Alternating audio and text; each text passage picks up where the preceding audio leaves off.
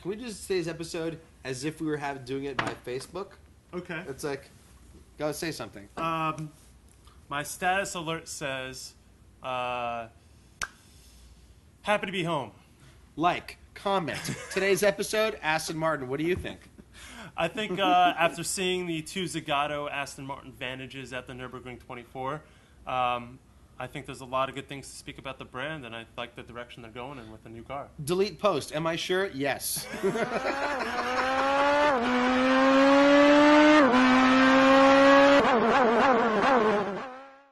Aston Martin. Aston Martin. I love the Signal brand episodes. I do agree. Some of our best rated episodes. I wish someone else would do them so I could watch them and be surprised. Be cool. Luckily, today we got Miles replacing Vitza.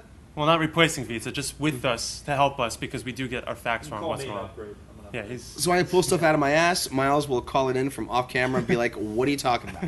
Anyway, Aston Martin. I was at the Nürburgring 24 2 weeks ago. I saw the two Zagato V12 Vantages. They look awesome in person. They sound great, but they're V12 Not Vantages. true. From wheel arch to wheel arch, you cover up the front and back of the car, it looks just like a Nissan GTR. You're right. Okay, either way, the fact is Aston Martin is doing something different. They're working with Zagato, a famous coach builder, to reskin the body of the car. Long story short, Aston Martin made the mistake and announced on their website mistakenly that the car is going to production before they actually figured out if it will go to production. So, what do we think? You don't like the Zagato. It's a Vantage, right? It's a Vantage V12 rebodied. And Vantage interior. And it's gonna cost. So Vantage is 120. This car's gonna cost 350. No, what's the V12 Vantage at? 180. V12 Vantage. V12. Yeah, so that's 180. Yeah. This is gonna cost 350. It's a ripoff. Besides, everything Aston Martin makes is supposed to be beautiful and cool. This is like a variation, and it looks from several angles like a GT cover. Cover the front, cover the back. It looks just like a GTR. It's the slope line roof, yeah. So let's get to the broader thing. Look, it's a cool car from a company that makes lots of cool looking cars. Cygnet. Except for the Aston Cygnet. Well, let's get into that. Let's cover the lineup. Okay. Okay. What is an Aston Martin? First thing that comes to mind is James Bond. It's a DB5. DB5, yeah. Okay. That is Aston Martin. Okay. So Aston Martin makes, just like Jaguar's the E-Type. It has the brand. Aston Martin makes and supposed to make beautiful, distinctly British, classic coupes. Coupes or convertibles, yes. Okay. That's Aston Martin. Minus... With a certain grill. Yeah. Okay. And that and then when you pull up to a restaurant, you bring the lifestyle with you. Yeah. Okay? Yeah. Okay? It's not a car that you drive to the lifestyle, which is like a Ferrari or a Porsche. Okay? Aston Martin, it's wherever you go, it's as if you arrived and just drove between a pair of marble columns. Okay? That's true. And in fact, when you buy them, it comes with several pair of inflatable marble columns for your living room, for the bathroom, whatever. Okay? The problem is... The Cygnet. Well, the Cygnet, the Rapide, and the 177. Well, I agree with 2 out of 3. Let's get started here. Okay? Let's look at their lineup. Okay. And do this fast. Cheapest car they make? The Aston Martin Cygnet. Which is a Toyota IQ. Why? Well, because they want to get past the CAFE standards. They need to reduce their fleet average. Buy a Toyota IQ, rebrand it, redesign it, and then you get your fleet average. You can only buy it if you own an Aston Martin already, which means that if you see one, it's not someone who couldn't afford a good Aston. It's someone who could, but who's also an idiot. It is funny that Aston Martin, to get around the fuel economy standard, said, we're not changing our cars, just buy that piece of crap and then bring the fleet down. I'm okay with that. I think it's... I'm okay with the concept. I hate the fact that they did it with a Toyota IQ. Okay, it's really lame. Okay. It's lame.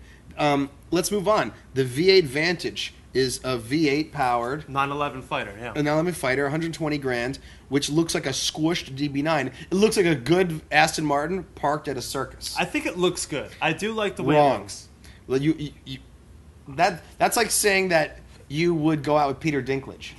Okay? It makes no sense. He's a great actor. V8 Vantage is a great car. Who's the car made for? Yeah, Peter Dinklage. Well, yeah, Miles has a good point. Who is the V8 Vantage made for? At least the Boxster, like it or not, or the Cayman, It's not a 911. Doesn't pretend to be. It doesn't even look like a 911. This looks like a squished DB9. It makes no sense. Okay. All right, next car. V8 Vantage S. It's a more expensive Vantage with whatever. Okay, V12 Vantage. Great car. Again, that's like no. That's like car. a midget weightlifter. It makes no sense. DB9. No, before the DB9 you have this Virage. This is the craziness of Aston So you Martin. have two cars. It's like they fit a car right where they needed to fit a segment of the market. So for 190 you get a DB9, and for 205 you get a Virage, which is softer suspension but more powerful engine. Yeah, a little bit more powerful. It fits the middle of the range. $15,000 apart. I don't like the way it looks, to be honest with you. It makes no sense. Then you have a DBS. DBS, which is cool. The DB9 is a real Aston. Well, DB9 is that's iconic. They should just call that the Aston. Okay, the Aston. And then you have the DBS, which used to be called the Vanquish. Yeah. Which I don't understand because the DBS is awesome looking. So is the Vanquish. Really are awesome. They do look different from a DB9. Yeah. All the cars have the letter V in the name, except the DBS went from Vanquish DBS. So S isn't just a letter they add onto the model to say it's a better version of someone else. Yeah. Because there's no DB. Yeah. So all the nomenclature is messed up. You're right. The nomenclature is messed up. The Vantage Roadster is not the Vantage Volante. It's the Vantage Roadster. All the other convertibles are called the Volante, but the Vanquish is... It's screwed up nomenclature. I don't get it. What do you think about the Rapide? Rapide is the best looking of the high-end Halo-like sedans. I agree with that. Okay? I agree with that. And the worst one. Doesn't belong in the. It doesn't belong in the brand. Not true. I think it's perfect in brand. Oh, come on. But in the back of it is for the owner of a Cygnet. I mean, it's I can't fit in the back. And a 177, I think it's awesome, but it's a Halo car from a Halo manufacturer from whom the worst car should be a Halo car. Instead, the worst car is a Cygnet, and the best car is one you'll never see. The 177. 77 examples being built, 22 of them being sent to the Middle East. You object to that? I hate the fact that this is a car that We'll never see. Yeah, as Miles says, we will never see this car. You haven't. No, you don't deserve to see. Well, the Aston Martin, and you brought this up before we started shooting, and you can't debate this because you said it yourself. Why does a Halo brand need a Halo car? I agree with you, but I'm going to. You're agreeing with yourself. I agree with myself. I'm going to say a good thing about Aston, okay, which we didn't use from a prior take, okay, which is at least when you buy one and you arrive anywhere, you bring the lifestyle with you.